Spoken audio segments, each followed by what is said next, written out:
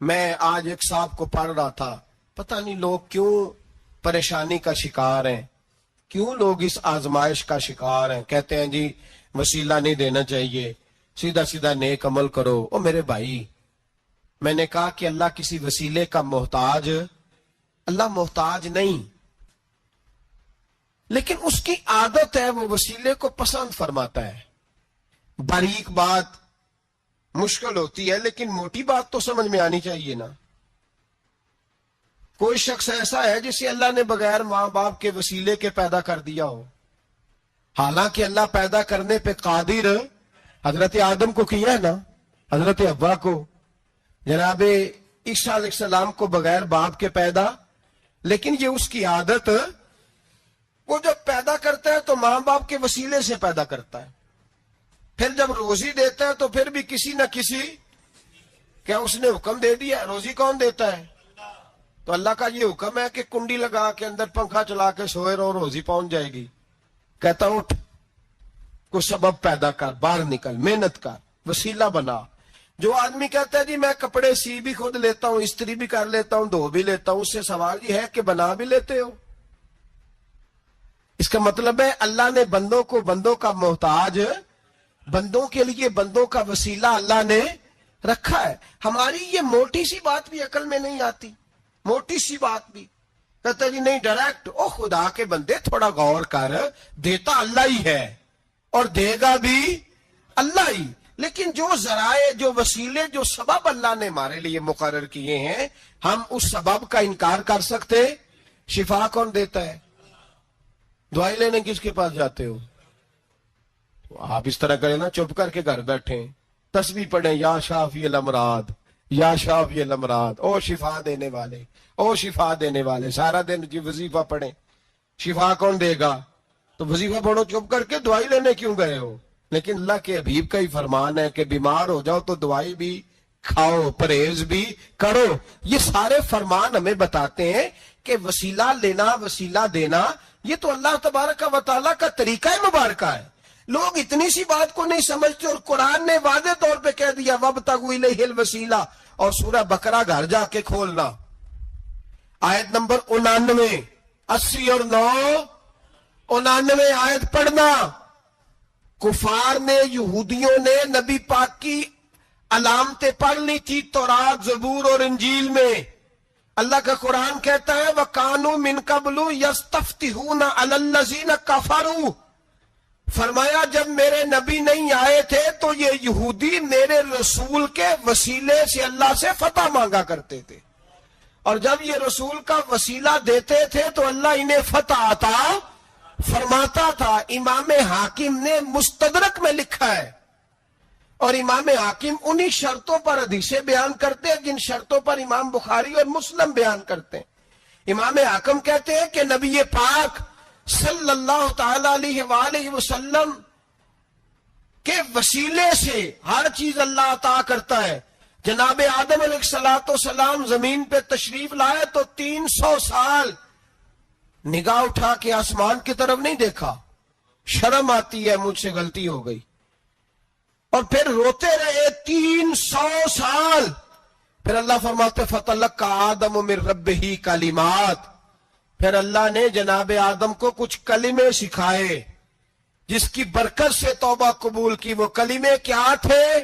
امام حاکم فرماتے ہیں وہ کلمے یہ تھے کہ جناب آدم کے دل میں اللہ نے ایک دن بات ڈالی، خود بات ڈالی اللہ نے دل میں۔ حضرت آدم کہنے لگے اے اللہ، جب میں نے آنکھ کھول لی تھی تو جنت کے دروازے پہ میں نے لکھا ہوا دیکھا تھا لا الہ الا اللہ محمد رسول اللہ صلی اللہ علیہ، جنت کے ہر پتے پر، درخت پر میں نے لکھا دیکھا تھا لا الہ الا اللہ محمد رسول اللہ۔ تو جناب آدم کہنے لگے اے اللہ، وہ جو رسول جن کا نام تو نے جگہ جگہ لکھا ہے ان کے وسیلے سے ہی میری توبہ قبول فرما۔ تو رب کریم نے فرمایا اچھا حبیب کی بات کرتے ہو، چلو آدم فتاب علیہ انہ هو التواب الرحیم، جا میں نے تیری توبہ قبول کی، میں ہوئی بڑا مہربان، میں ہوئی بڑی توبہ قبول کرنے والا۔ شیخ سعدی فرمایا کرتے تھے اگر تیرے باپ کی توبہ، جناب آدم کی توبہ مصطفیٰ کے وسیلے سے قبول ہوتی ہے، تو کیوں انکاری ہو گیا ہے؟ तू क्यों इनकारी हो गया, क्यों नहीं हुजूर का वसीला मांगता। मेरे नबी पाक सैयद आलम सल्लल्लाहु ताला अलैहि, लोग बड़ी ढटाई से इनकार करते हैं, बड़ी दलेरी से इनकार करते हैं। ओ खुदा के बंदो, ये वसीला तो बड़ा जरूरी है, ये वसीला तो बड़ा कीमती है। मेरे नबी पाक सल्लल्लाहु ताला अलैहि वसल्लम ने खुद ये वसीला सिखाया। सहाबा इसके कायल थे। हजरत आयशा सिद्दीका के पास लोग आए, आके अर्ज किया, ए अम्मा जी बारिश नहीं होती, कहत पड़ गया है। इस बात को ना जरा दिल की गहराइयों से सुनना। मस्जिद नबवी है, मस्जिद नबवी के साथ, इधर देखिएगा जरा, ये मस्जिद है, मस्जिद के साथ हुजूर की कब्र है, साथ हजरत आयशा का उजरा है। पहले हजरत आयशा, फिर हुजूर का रोजा, फिर आगे बोलते जाइए आगे क्या है। चाहिए था ना सीधे मस्जिद जाते, हजरत आयशा के पास आए। तवज्जो करना मेरी बात। कहा अम्मा जी बारिश नहीं होती, क्या करें। अम्मा जी ने मस्जिद नहीं भेजा, कहने लगी इस तरह करो, हुजूर के दरवाजे पे जाओ और जाके ना नबी पाक जहां दफन है वहां थोड़ी सी ना, जो हुजूर के सर वाली जगह है ना कब्र पे, वो छत थोड़ी सी खोल दो, छत खोल दो।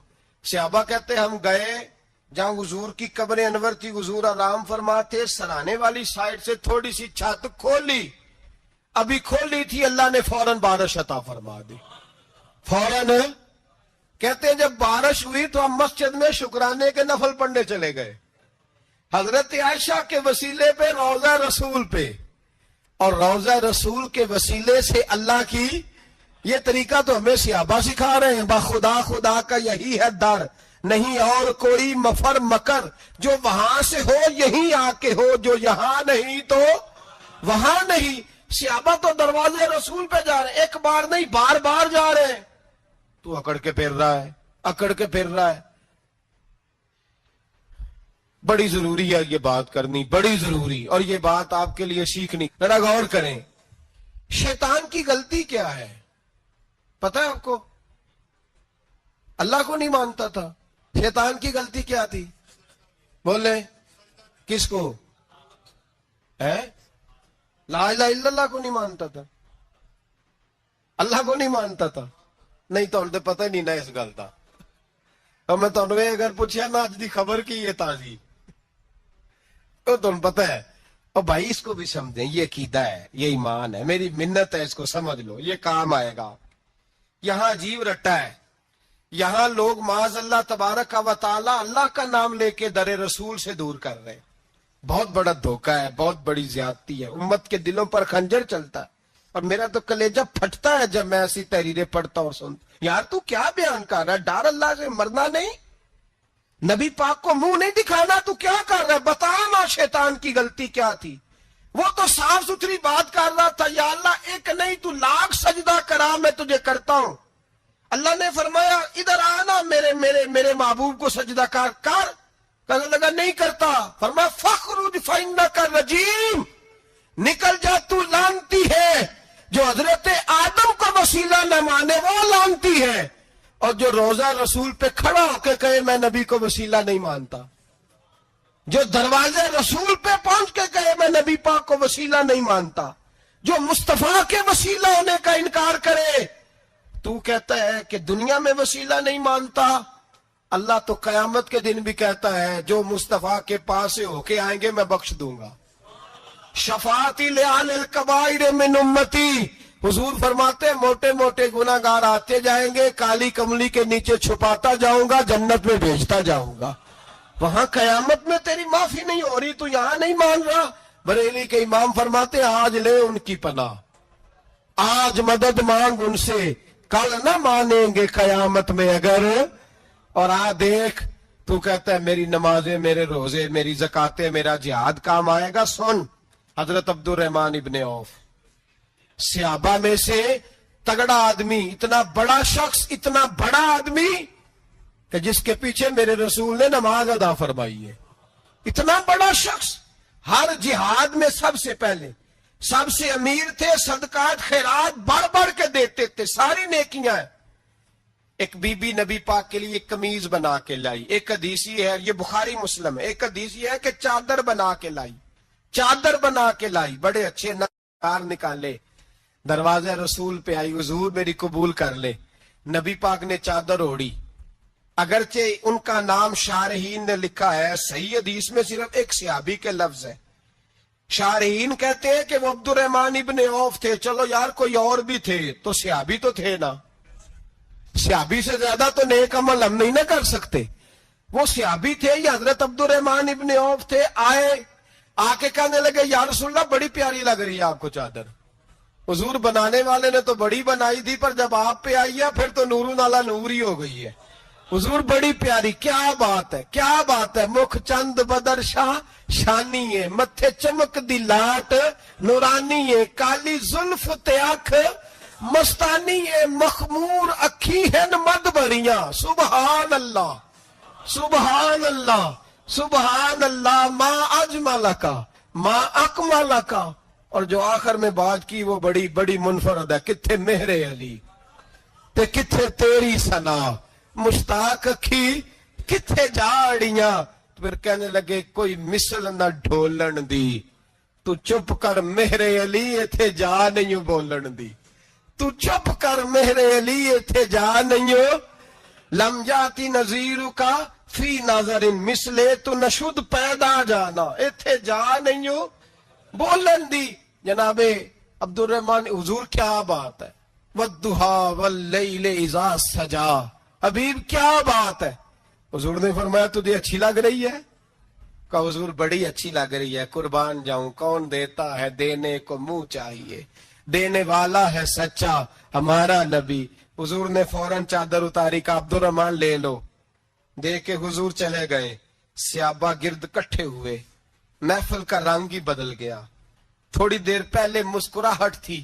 ایک صحابی غصے سے بولے، کہنے لگے عبد الرحمن یار تو تگڑا بندہ ہے، تو چاہے تو ابھی باہر جا کے 100 چادر اس طرح کی خریدے. حضور تو کسی کی قبول ہی نہیں کرتے، بڑی مشکل سے کسی کی چیز لیتے ہیں، غریب کا خیال رکھتے ہیں. حضور نے قبول کر لی تھی تو عجیب آدمی ہے، تو نے مانگ لی، یہ خیال نہیں آیا. پہلے مسکراہٹیں تھیں جب حضور اور جناب عبد الرحمن، اب سنجیدگی آئی. اب سنجیدگی کے فوراً بعد جب صحابی نے سوال کیا تو محفل میں آنسو آ گئے. حضرت عبد الرحمن رو پڑے. نمازیں بھی ہیں، جہاد بھی ہے، پر فخر نہیں کسی بات پہ، رو پڑے. کہنے لگے او بیلیا تیرا کیا خیال ہے، میں نے اوڑھنے کے لیے لی ہے، پہننے کے لیے لی ہے؟ فرمانے لگے نہیں، اللہ کی عزت کی قسم میں نے تو اس لیے لی ہے جب مروں گا تو گھر والوں کو کہوں گا مجھے نبی پاک کی چادر میں کفن دینا. اٹھانا بخاری، پڑھنا حضور کی چادر میں کفن دینا. اس لیے کہ مجھے پتا ہے جب مصطفیٰ کی چادر اوڑھ کے جاؤں گا تو اللہ بے حساب ہی بخشش فرما دے گا. تو نبی پاک کے وسیلے کا قائل نہیں، یہاں چادر کی بات ہو رہی.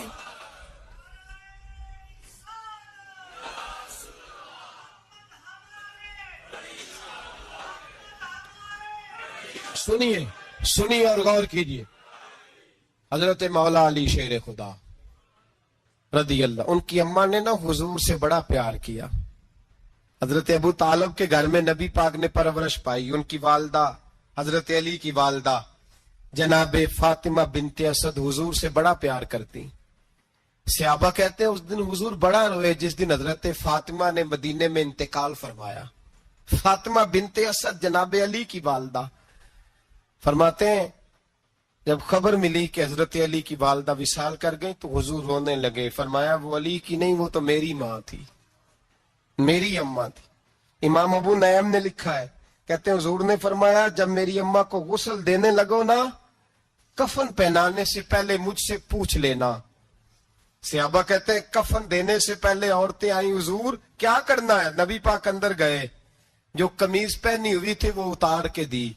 فرمایا چٹے رنگ کا سفید رنگ کا کفن نہ دینا، میرا کرتا پہناؤ میری اماں کو. حضور نے کفن دیا.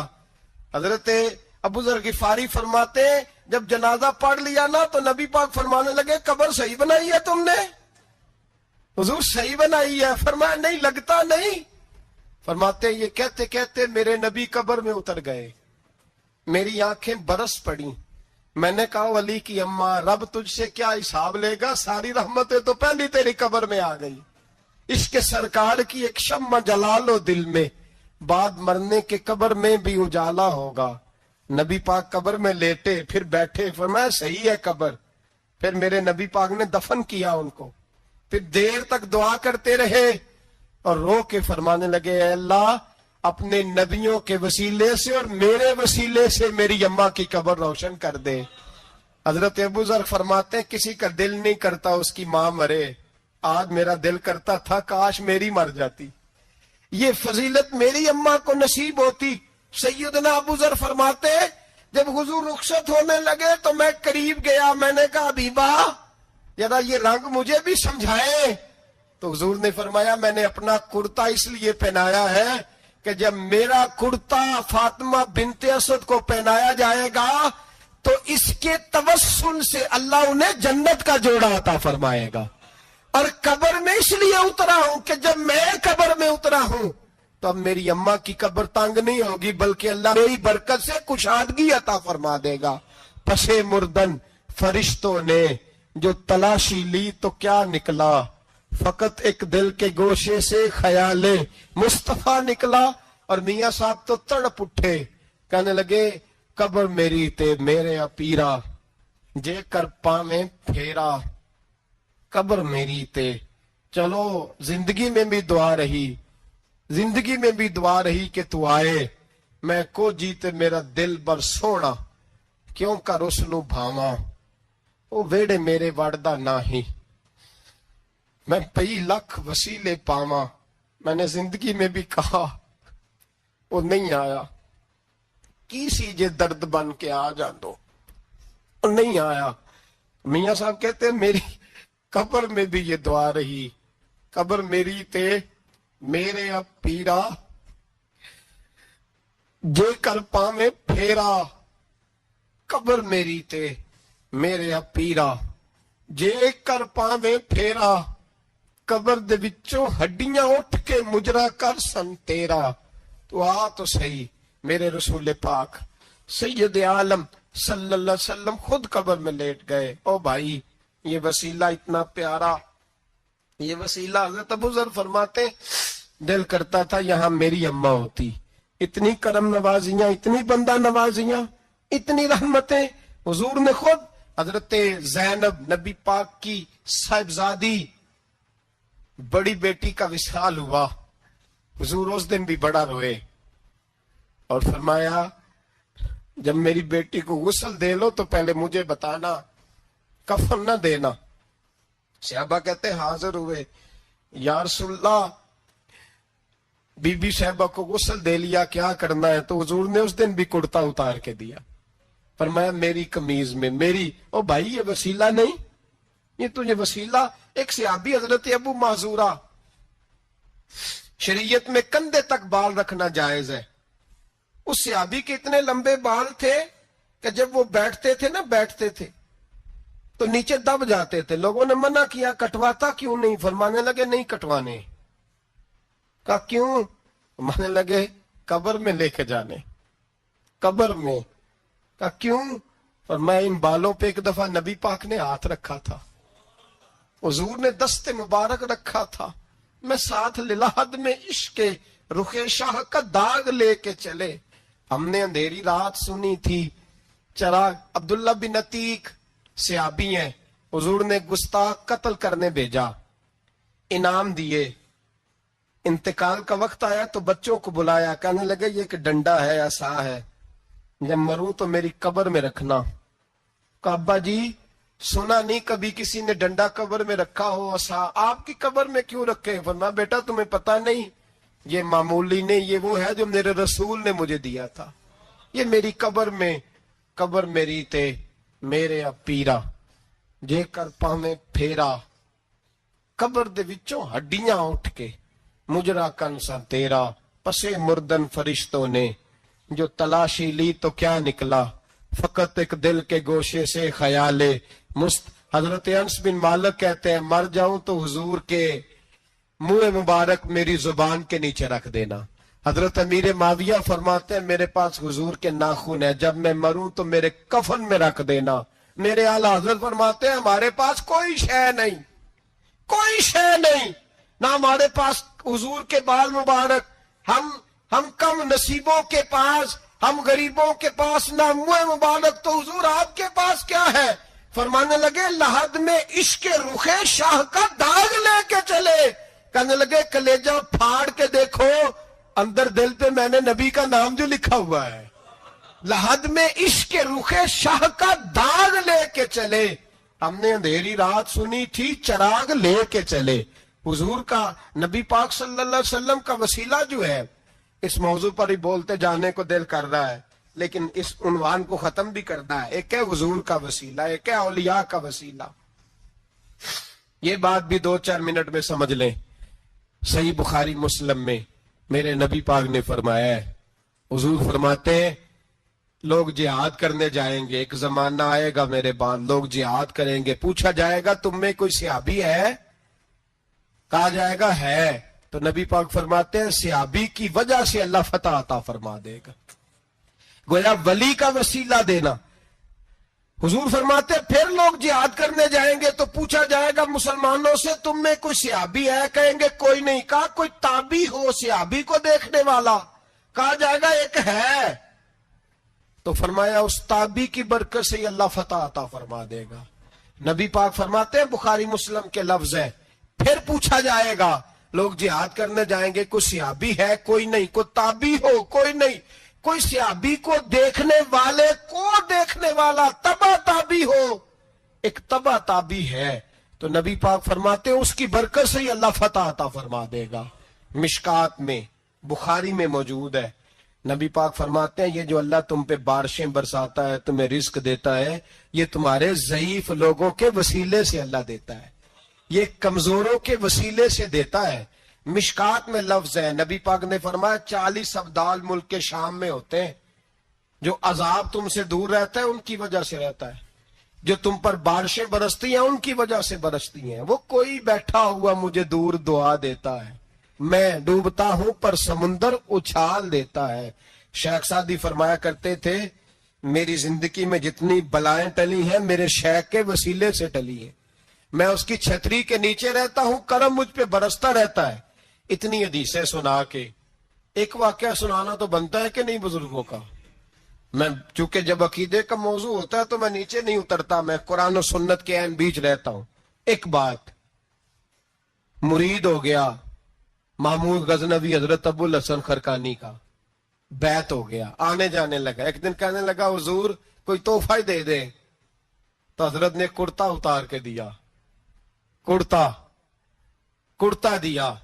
یہ کسی کے پاس ہو تو بڑی نعمت ہوتی ہے، کسی بزرگ کا کوئی تبرک، کرتا دیا۔ فرمایا جب بہت زیادہ کوئی مسئلہ بن جائے تو کرتا سامنے رکھ کے دعا کرنا، اللہ تجھے فتح دے گا۔ محمود سومنات کے مندر توڑ رہا تھا، 2 4 5 دفعہ حملہ کیا، فتح نہیں ہوتی۔ اپنے شیخ کا جبہ رکھا ہے، اللہ اس کی برکت سے ہی فتح دے دے۔ کہتا میں نے جبہ رکھ کے دعا مانگی، اگلے دن حملہ کیا تو اللہ نے فتح عطا فرما دی۔ محمود کہتا فتح ہو گئی، میں رات کو سویا، حضرت ابو الحسن خرقانی خواب میں ملے، اور بابا جی کو میں نے دیکھا تو چہرے پہ جلال ہے۔ میں نے کہا حضور آپ ناراض ہے؟ کہنے لگے محمود تو نے کوئی قیمت نہیں ڈالی میرے کرتے کی۔ یہ جملہ آپ کو زیادہ سمجھ آئے گا۔ کہنے لگے تو کخ مول نہیں پایا، کوئی قیمت نہیں ڈالی تو نے میرے کرتے کی، بس ایک فتح۔ کہ حضور کیا مطلب؟ فرمانے لگے یہ میرے وجود سے لگا ہوا جبہ تھا، میں وہ شخص ہوں جس نے زندگی بھر وہ کام کیا جس میں اللہ رسول راضی ہے، اپنے آپ پہ پابندیاں لگا کے رکھی ہیں، رب نے اپنے فضل سے بڑا نوازا ہے۔ فرمایا اگر تو میرا جبہ سامنے رکھ کے یہ دعا مانگتا نا، اے اللہ ہندوستان کے سارے ہندوؤں کو ایمان کی توفیق دے دے، اللہ نے سب کو کلمے کی توفیق دے دینی۔ تو نے کیا قیمت ڈالی میرے جبے کی؟ تر دامنی پہ شیخ ہماری نہ جائیے، ہم دامن نچوڑ دیں تو فرشتے وضو کرے، اور فرشتے بھی کرتے ہیں تعظیم میری، فدا ہو کہ ان پر یہ عزت ملی ہے۔